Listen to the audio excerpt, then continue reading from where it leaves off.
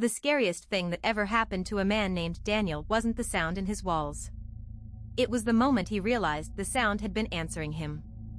Tonight I've got 3 true stories that people swear happened to them, and by the end of this video, one of them is going to make you check your own locks twice before bed. Because the last story? The person telling it never figured out how the stranger got a key. So stay with me, keep the lights on if you have to, and let's start where all the worst nights start, just after midnight. Let's start with a woman I'll call Renee. She and her husband had just moved into an older house in rural Ohio, the kind with a wraparound porch and a basement nobody wanted to go into. They had a 14-month-old daughter, and like most new parents, they lived and died by the baby monitor. One of those video ones with a little screen that glowed green in the dark. For the first few weeks, everything was normal.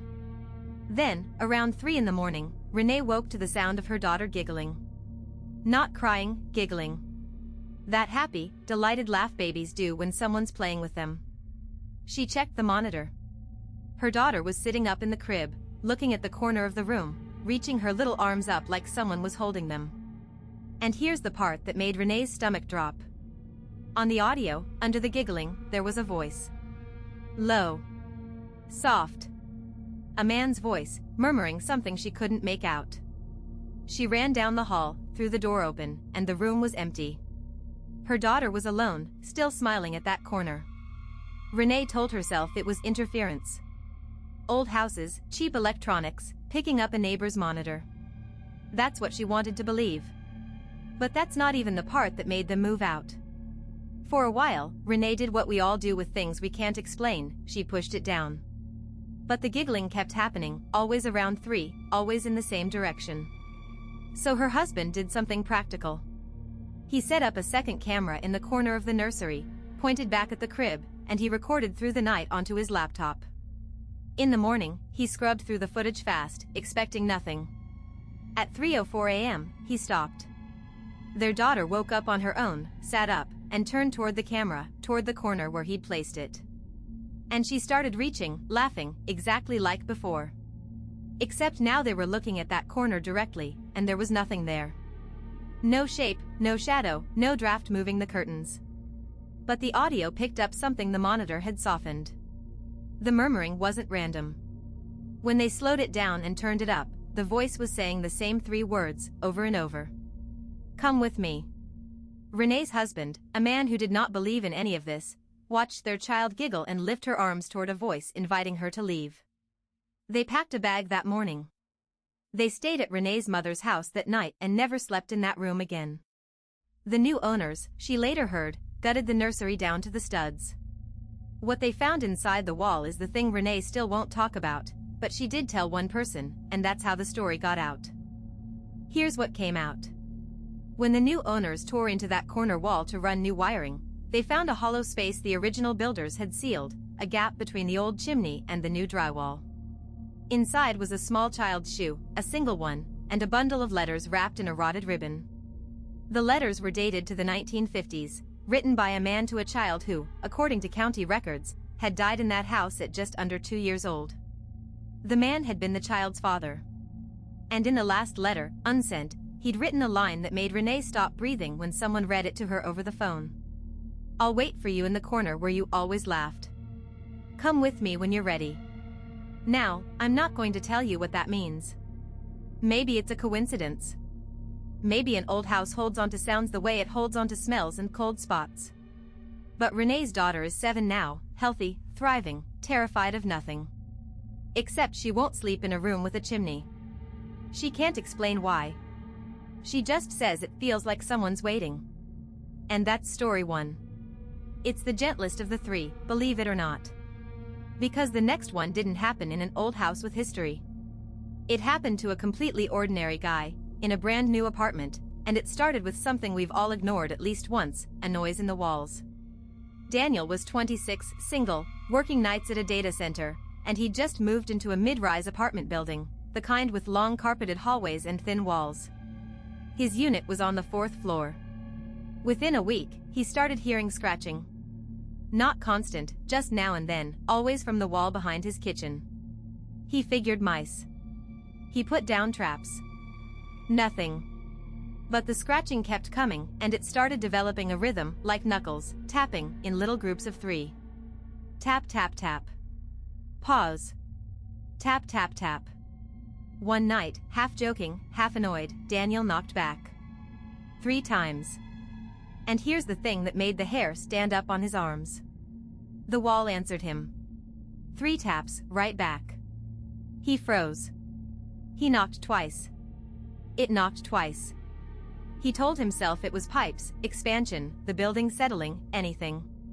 But pipes don't count. So he ran a test.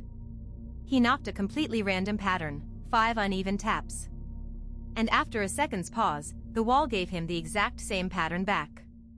Something on the other side of his kitchen wall was listening to him, and it was answering. He barely slept that night. In the morning he told the building manager, who gave him a look. Landlords give tenants who complain too much, and said the units on either side were vacant. Both of them. Empty for months. Which meant whatever was tapping back at Daniel wasn't in another apartment. But it wasn't in the wall either, because the walls, it turned out, were hiding something much bigger. Daniel did what any reasonable person does when their apartment starts communicating. He started documenting everything. Times, patterns, which wall. And he noticed the tapping moved. Some nights it was behind the kitchen, some nights behind his bedroom, some nights, and this is where his skin started crawling, it was behind the wall at the head of his bed, inches from where he slept. So one afternoon, in full daylight, feeling brave and stupid, he decided to find the source. His building was old enough that when he checked the floor plans posted by the elevator, the layout didn't quite match. His unit looked smaller on the inside than the plan suggested.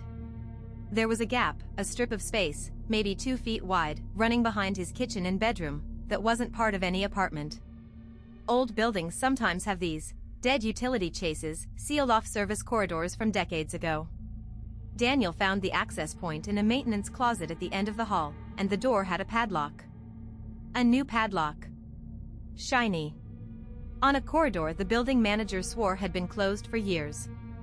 That night, he heard the tapping again, behind his bed. And this time, when he pressed his ear to the wall, he heard something underneath it. Breathing. Slow, deliberate breathing, on the other side of the drywall, at the exact height of his pillow. He didn't sleep at home again. He filed a report. And when the police finally opened that padlocked corridor, what they found is the reason Daniel moved to a different state, and it's the single most disturbing thing in this entire video. When maintenance and 2 officers cut the padlock and stepped into that narrow service chase, the smell hit them first. Somebody had been living in there. In a gap barely wide enough to turn around in, they found a nest of blankets, empty food containers, water bottles, and a camping lantern. And along the wall, Daniel's wall, there were small holes. Deliberate ones, drilled at eye level and, worse, at the level of his bed. Someone had been watching him sleep, for weeks, from a space he didn't know existed, tapping on the wall just to feel him tap back. The person was gone by the time they opened it, but they'd left behind a spiral notebook. It was full of notes about Daniel. His schedule. When he left for work. What he ate. The nights he had trouble sleeping, because they could hear him get up. And on the last used page, one line was underlined twice, he knocks back now. He knows I'm here. Soon he won't be scared. They never caught the person. The building's records showed the corridor had been leased, briefly, years earlier, to a maintenance contractor who'd been fired and never returned his keys. Daniel changed cities, changed jobs, and to this day he says he can't sleep with his bed against a wall. He puts it in the middle of the room. Which honestly, after that story, seems like the only sane thing to do. But if you think being watched is the worst feeling in the world, wait until you hear about the one where the stranger already had a key. That's story 3, and it's the reason I told you to check your locks. Our last story comes from a woman named Priya, who lived alone in a small rented house after a divorce. She was careful. She was the kind of person who checked the stove twice, who locked the deadbolt and the knob, who kept a light on. About 2 months into living there, she started noticing little things were off. A kitchen chair pulled out from the table when she was sure she'd pushed it in. A half glass of water on the counter she didn't remember pouring. Her hairbrush moved from the bathroom to the bedroom. Small enough that she blamed her own memory. We all do this, we edit reality to make it comfortable. But the thing that broke that comfort was the smell of cigarettes. Priya didn't smoke. Nobody who visited her smoked. And one evening she came home to her locked, empty house and it smelled, faintly but undeniably, like someone had just finished a cigarette in her living room. She checked every room. Every window was locked. The doors were locked. She stood in the middle of her house, keys still in her hand, and for the first time she felt it, that primal certainty that she was not alone. She wasn't, technically. She just hadn't found him yet. Because whoever it was had learned to stay very, very quiet when she got home. And he had somewhere to hide that she never once thought to check. Priya did the smart thing. She bought a cheap indoor security camera, the kind that alerts your phone when it detects motion, and she set it up facing her living room. For 3 days, nothing. On the 4th day, at 2:40 in the afternoon while she was at work, her phone buzzed. Motion detected. She opened the app expecting a curtain moving in a draft. Instead, she watched a man in dark clothes calmly walk down her hallway, into her living room, sit on her couch, and light a cigarette. He wasn't panicked. He wasn't rushing. He acted like he lived there, because in his mind, he did. Priya called the police from her office, shaking, and stayed on the line as they drove to the house. By the time they arrived, he was gone. But this is the part that still keeps her up. There were no signs of forced entry. No broken window, no jimmied lock. When the officers searched the house, one of them pulled down the little folding ladder to the attic, and up there, tucked under the insulation, was a sleeping bag, a phone charger, and a small cache of food. He'd been living in her attic. Coming down when she was gone, going back up when she came home, listening to her through the ceiling. And on a nail by the attic hatch hung a spare key to her front door, a key Priya had never made, for a lock she'd never given anyone access to. Nobody could explain where it came from. And that missing explanation is exactly what makes this story so hard to shake. Here's the resolution, and here's why it should make you sit up. The police did eventually identify the man. He had a record for burglary and stalking, and he'd targeted Priya's house because it was a rental, previously vacant, and he'd learned that the property management company reused lock cores between tenants and handed out keys loosely. That spare key on the nail? It was an old copy from a previous tenant, one the company never invalidated. He hadn't broken in once. He'd simply walked in the front door with a key that still worked, and moved into the space above her head. He was arrested weeks later, in a different rental, doing the exact same thing to someone else. Priya moved out the next day. She now rekeys every lock in every place she lives, the very first hour she moves in, and honestly, that's advice worth taking. If you rent, ask whether the locks were rekeyed between tenants. Most of the time, quietly, they weren't.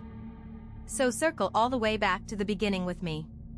Renee heard a voice inviting her child away, and it belonged to something that had been waiting in that house for 70 years. Daniel tapped on a wall and something tapped back, a stranger who wanted him to stop being afraid. And Priya locked her doors every single night, feeling safe, while a man slept above her head with a key she never made. 3 stories. 3 people who thought they were alone, and weren't. I told you at the start that the last story would make you check your locks, and if you're glancing at your door right now, that's exactly the point. The scariest thing about all 3 of these isn't ghosts or strangers or voices in the wall. It's the gap between how safe we feel and how safe we actually are. Renee trusted a monitor. Daniel trusted a wall. Priya trusted a lock. If these stories crawled under your skin the way they did mine, stick around. I quietly post new true scary stories like these every week, and the next batch might be worth leaving a light on for. Sleep well. If you can.